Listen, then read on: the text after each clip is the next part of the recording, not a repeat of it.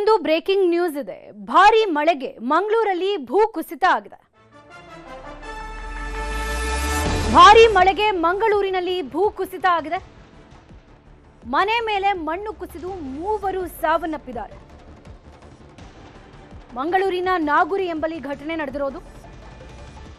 ಮನೆ ಮೇಲೆ ಮಣ್ಣು ಕುಸಿದು ಓರ್ವ ಮಹಿಳೆ 2 ಹೆಣ್ಣು ಮಕ್ಕಳು ಸಾವನ್ನಪ್ಪಿದ್ದಾರೆ. ಮಣ್ಣಿನ ಅಡಿ ಸಿಲುಕಿಕೊಂಡಿದ್ದ 3 ರಕ್ಷಣೆಯನ್ನ ಮಾಡಲಾಗಿದೆ. ಓರ್ವ ಪುರುಷ 2 ಹೆಣ್ಮಕ್ಳ ರಕ್ಷಣೆ ಆಗಿದೆ. ಇನ್ನು 3 ಸಾವಾಗಿದೆ. 3ರನ್ನ ರಕ್ಷಿಸಲಾಗಿದೆ.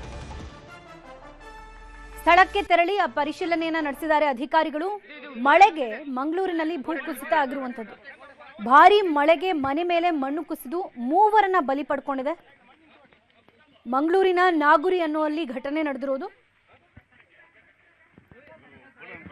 ಇನ್ನು 3ರನ್ನ ರಕ್ಷಿಸಲಾಗಿದೆ. ಮಣ್ಣಿನ ಅಡಿ ಸಿಲುಕೊಂಡಿದ್ದ ಓರ್ವ ಪುರುಷ ಮತ್ತು 2 ಹೆಣ್ಮಕ್ಳನ್ನ ರಕ್ಷಿಸಲಾಗಿದೆ.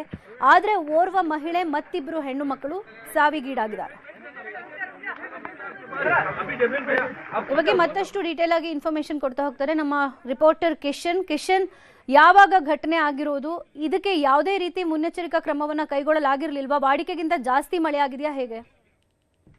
ಧನುಶ್ರೀ, ಕಳೆದ 2 ದಿನಗಳಿಂದ ಭಾರಿ ಮಳೆ ಆಗ್ತಾ ಇದೆ. ತಡರಾತ್ರಿ ಕೂಡ ಸಾಕಷ್ಟು ಮಳೆಯಾಗಿದೆ. ಮಂಗಳೂರು ನಗರ ಸೇರಿದಂತೆ ಇಡೀ ಜಿಲ್ಲೆಯಲ್ಲಿ ಮಳೆಯಾಗಿದೆ. ಈ ಮಳೆಗಾಲದ ಮೊದಲ ದುರಂತ ಇದು ಅಂತ ಹೇಳ್ಬೋದು. ಯಾಕಂದ್ರೆ ಕಳೆದ ಬಾರಿ ಸುಮಾರು 8 ಜೀವಗಳನ್ನ ಮಳೆ ಆಪೋಷಣ ಪಟ್ಟಿತ್ತು. ಈ ಬಾರಿ ಮೊದಲ ಮಳೆಗೆನೆ 3 ಸಾವನ್ನಪ್ಪಿರುವಂತದ್ದು ಕಂಕನಾಡಿಯ ನಾಗೂರು ಎಂಬಲ್ಲಿ ಘಟನೆ ಆಗಿದೆ.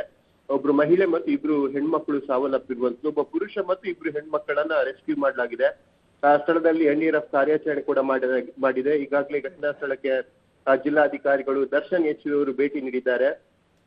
ಮನೆಯ ಹಿಂಭಾಗದಲ್ಲಿ ದೊಡ್ಡ ಗುಡ್ಡ ಇತ್ತು. ಆ ಗುಡ್ಡ ನೇರವಾಗಿ ಮನೆಯ ಮೇಲೆ ಬಿದ್ದಂತ ಕಾರಣಕ್ಕಾಗಿ ಮಲಗಿದ ಸ್ಥಿತಿಯಲ್ಲಿ 6 ಮಂದಿ ಇದ್ರು. 3 ಪವಾಡ ಸದೃಶವಾಗಿ ಪಾರಾಗಿದ್ದಾರೆ. 3 ಆದ್ರೆ ಮೃತರಾಗಿದ್ದಾರೆ. ಹಾಗಾಗಿ ಈಗಾಗಲೇ ಜಿಲ್ಲಾಧಿಕಾರಿಗಳು ಬಂದು ಮತ್ತು ಅಧಿಕಾರಿಗಳು ಬಂದು ಅಲ್ಲಿ ತುರ್ತು ಕಾರ್ಯಾಚರಣೆ ಏನಾಗಬೇಕು ಮತ್ತು ಯಾವೆಲ್ಲ ನೆರವನ್ನ ನೀಡಬೇಕು ಆ ನೆರವನ್ನ ನೀಡ್ತಾ ಇರುವಂತದ್ದು. ಕಳೆದ 2 ದಿನಗಳಿಂದ ಇಡೀ ಜಿಲ್ಲೆಯಲ್ಲಿ ಭಾರಿ ಮಳೆ ಆಗ್ತಾ ಇದೆ. ಮುಂದಿನ 1 ವಾರ ಮತ್ತೆ ಬಿರುಗಾಳಿ ಸಹಿತ ಮಳೆ ಬೀಸುವಂತ ಸೂಚನೆಯನ್ನ ಈಗಾಗಲೇ ಹವಾಮಾನ ಇಲಾಖೆ ಕೊಟ್ಟಿದೆ. ಈ ನಿಟ್ಟಿನಲ್ಲಿ ಜಿಲ್ಲೆಯ ಜನ ಎಚ್ಚರ ಇರಬೇಕೆಂಬ ಸೂಚನೆಯನ್ನ ಈಗಾಗಲೇ ಜಿಲ್ಲಾಡಳಿತ ಕೊಟ್ಟಿರುವಂತದ್ದು. ಜಿಲ್ಲಾಡಳಿತ ಮತ್ತು ಮಹಾನಗರ ಪಾಲಿಕೆ ಈಗಾಗಲೇ ಅಪಾಯದ ಸ್ಥಿತಿಯಲ್ಲಿರುವಂತಹ ಎಲ್ಲ ಪ್ರದೇಶಗಳನ್ನ ನೋಟ್ ಮಾಡಿದೆ. ಜೊತೆಗೆ ಭಾರಿ ಗಾಳಿ ಮಳೆ ಇರುವಂತಹ ಸಂದರ್ಭದಲ್ಲಿ ಯಾವೆಲ್ಲ ಪ್ರದೇಶಗಳು ಅಪಾಯದ ಸ್ಥಿತಿಯಲ್ಲಿ ಇದೆಯೋ ಆ ಪ್ರದೇಶಗಳ ನಿವಾಸಿಗಳು ಸುರಕ್ಷಿತ ಪ್ರದೇಶಗಳಿಗೆ ಹೋಗ್ಬೇಕೆಂಬ ಮನವಿಯನ್ನ ಕೂಡ ಮಾಡಿದ್ದಾರೆ. ನಿನ್ನೆ ಮಧ್ಯಾಹ್ನದಿಂದ ಎಡೆಬಿಡದೆ ಮಂಗಳೂರಲ್ಲಿ ಮಳೆ ಆಗ್ತಾ ಇದೆ. ರಾತ್ರಿ ಕೂಡ ಗಾಳಿ ಸಮೇತ ಭಾರಿ ಮಳೆಯಾಗಿತ್ತು. ಹಾಗಾಗಿ ಅಧಿಕಾರಿಗಳು ಅಲರ್ಟ್ ಇದ್ರು ಕೂಡ ಪ್ರಕೃತಿ ಅನ್ನೋದು ಅದು ಯಾರಿಗೂ ಕೂಡ ಊಹಿಸಲು ಸಾಧ್ಯವಿಲ್ಲ. ಅದರ ಯಾವ ರೀತಿಯಾಗಿ ವರ್ತನೆ ಇರುತ್ತೆ ಅಂತ ಹೇಳಿ. ಹಾಗಾಗಿ ಈಗ 3 ಮಂದಿ ಅಮಾಯಕರು ತಮ್ಮ ಜೀವವನ್ನ ಸಿಕ್ಕಿರುವಂತದ್ದು. ಧನುಷ್, ಕಿಶನ್, ಇನ್ನು ಆ ಮೃತರ ಕುಟುಂಬಕ್ಕೆ ಮತ್ತು ಗಾಯಾಳುಗಳ ಕುಟುಂಬಕ್ಕೆ ಏನಾದರೂ ಪರಿಹಾರ ಘೋಷಣೆ ಮಾಡೋ ಸಾಧ್ಯತೆ ಇದೆಯಾ ಅಲ್ಲಿನ ಅಧಿಕಾರಿಗಳಾಗ್ಲಿ ಸ್ಥಳೀಯ ಶಾಸಕರಾಗ್ಲಿ? ವೀಣಾ, ಈಗಾಗಲೇ ಜಿಲ್ಲಾಧಿಕಾರಿಗಳು ಭೇಟಿ ನೀಡಿದ್ದಾರೆ. ಜಿಲ್ಲಾಧಿಕಾರಿಗಳ ವಿಪತ್ತು ತಂಡ ಇದು ವಿಪತ್ತು ನಿರ್ವಹಣಾ ತಂಡ ಮತ್ತು ಆ ನಿಧಿಯಿಂದ ಪರಿಹಾರವನ್ನ ಘೋಷಣೆ ಮಾಡಲಿದ್ದಾರೆ. ಜೊತೆಗೆ 3ರನ್ನ ರೆಸ್ಕ್ಯೂ ಮಾಡಲಾಗಿದೆ. ಅವರ ಆರೋಗ್ಯ ಪರಿಶೀಲನೆಗಾಗಿ ಸ್ಥಳೀಯ ಆಸ್ಪತ್ರೆಗೆ ಕೂಡ ಈಗಾಗಲೇ ಸಾಗಿಸಲಾಗಿದೆ. ವೈದ್ಯರು ಯಾವುದೇ ಅಪಾಯವಿಲ್ಲ ಅಂತ ಹೇಳಿರುವಂತದ್ದು.